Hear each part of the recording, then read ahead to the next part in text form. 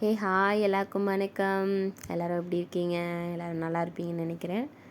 Super. இப்போ நம்ம எங்கே போகிறோம்னு பார்த்தீங்கன்னா, வல்லக்கோட்டை முருகர் கோயிலுக்கு தான் போகிறோம்.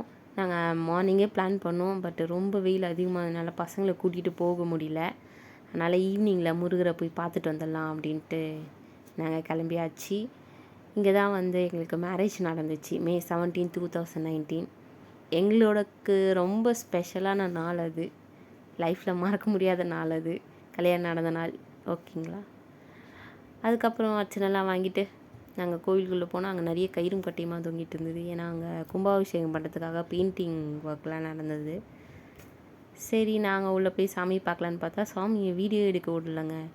நாங்கள் ஆனால் திருட்டுத்தனமாக போய் வீடியோ எடுக்கலான்ட்டு லைட்டாக முருகரை உங்களுக்கு காமிச்சிருப்பேன். லைட்டாக தான் தெரிஞ்சிருப்பார். ஸோ அது வரைக்கும் பாருங்கள், தப்பாக நினச்சிக்காதீங்க ஃபுல்லாக காமிக்க முடியலன்ட்டு. லைட்டாக தெரிவார் பாருங்கள்.